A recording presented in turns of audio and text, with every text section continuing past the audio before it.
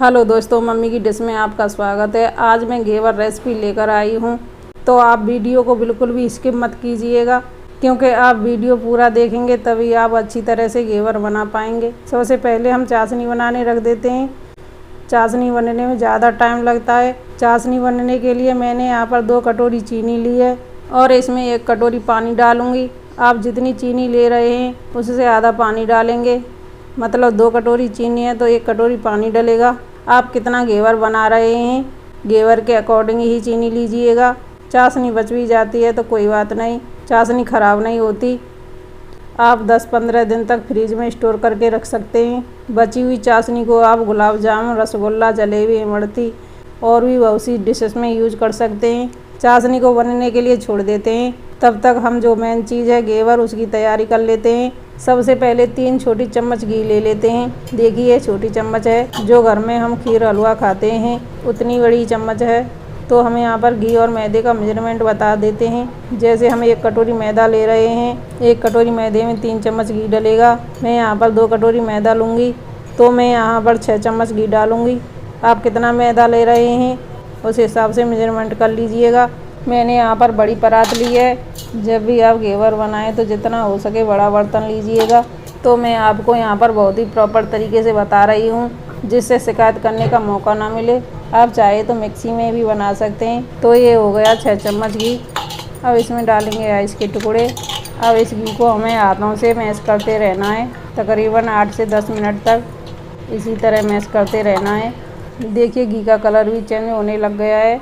घेवर बनाने में थोड़ी मेहनत तो लगती है, साथ ही साथ ये भी खुशी होती है कि मैंने अपने हाथों से घेवर बनाया है। सच कह रही हूँ ना। तो देखिए घी इस तरह का होना चाहिए। देखिए कितना फ्लफी हो गया है, बिल्कुल क्रीम जैसा हो गया है। अब इसमें डालेंगे मैदा। ध्यान रहे मैदे को एकदम से नहीं डालना है, धीरे धीरे करके ही मैदा डालना है। चाहूँ तो मैं एकदम से मैदा डाल सकती हूँ। इससे क्या होता है, मैदा घी में अच्छे से मिल नहीं पाता, कहीं मिल गया कहीं रह गया। इससे क्या होता है कि घेवर अच्छे नहीं बन पाएंगे। तो जल्दबाजी नहीं करनी है, थोड़ी मेहनत तो लगेगी। मेहनत के बाद जो घेवर बनेंगे मन खुश हो जाएगा। तो सारा मैदा घी में अच्छी तरह से मिला लिया है। अब इसमें डालना है 1 चम्मच बेसन, सिर्फ 1 चम्मच, इससे ज़्यादा नहीं डालना है। अब इसको भी अच्छी तरह से मिला लेते हैं। बेसन को भी हमने अच्छी तरह से मिला लिया है। अब इसमें पानी डालकर घोल लेंगे। तो प्रोसेस वही रहेगा, जैसे हमने थोड़ा थोड़ा करके मैदा डाला था उसी तरह थोड़ा थोड़ा करके पानी डालेंगे, जिससे क्या होगा कि गुठलियाँ नहीं पड़ेंगी। अब डालेंगे 1 कटोरी दूध। दूध को भी हम अच्छी तरह से मिला लेते हैं। घोल बन के तैयार है, लेकिन घोल में थोड़ी बहुत गुठलियाँ नज़र आ रही हैं। इसे हम क्या करते हैं कि छन्नी की मदद से छान लेते हैं। छानने के बाद कितनी सारी गुठलियाँ निकली हैं, छन्नी में जितनी भी गुठलियाँ बची हैं उनको भी चम्मच से मैश करके निकाल देते हैं। तो देखिए छान लिया है।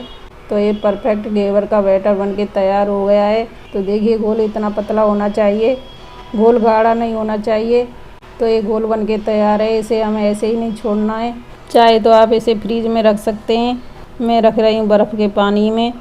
तो बड़ा बर्तन लेना है, जैसे ये हमारा घोल इसके अंदर आ जाए। तो मैंने कढ़ाई ली है, कढ़ाई में फ्रिज का पानी डाला है ठंडा। अब इसमें बर्फ़ के टुकड़े डाल दूँगी। तो ये देखिए मैंने बर्फ़ के टुकड़े डाल दिए हैं। अब इस बैटर को इसी में रखना है ताकि ये हमारा गर्म ना हो। अच्छा घेवर बनने के लिए बैटर का ठंडा होना बहुत ज़रूरी है। घोल को बर्फ़ में रख दिया है। अब देख लेते हैं चाशनी। चाशनी 1 तार की चाहिए, तो इसे उंगली के बीच में रखकर चेक कर लेते हैं। तो देखिए चाशनी में 1 तार बन गया है।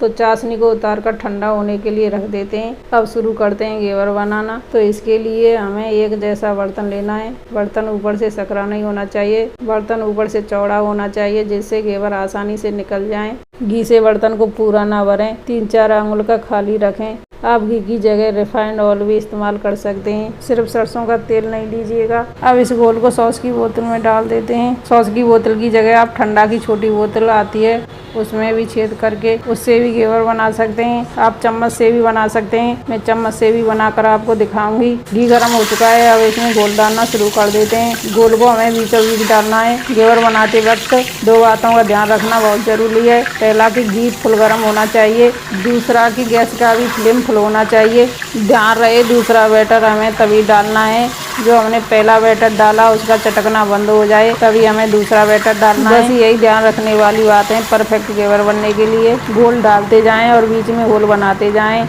अगर आपका होल नहीं बन रहा हो तो आप होल बना सकते हैं। मेरा तो होल बन रहा है तो मुझे होल बनाने की ज़रूरत नहीं है। अब इस घेवर की चाकू की मदद से साइड छुड़ा देते हैं। साइड छुड़ाने के बाद अब इसे अंदर की तरफ डिप करके सेक लेते हैं। जैसा आप सेकना चाहते हैं, कड़क नरम आप सेक सकते हैं, वो आपकी मर्जी है। घेवर सिक चुका है, घेवर को निकाल लेते हैं। तो देखिए कितना अच्छा घेवर बन के तैयार हुआ है। थोड़ा हमारा कड़क सिक गया है, कोई बात नहीं है, खाने में बहुत अच्छा लगेगा। जैसा आप सेकना चाहते हैं वो आपकी मर्जी है।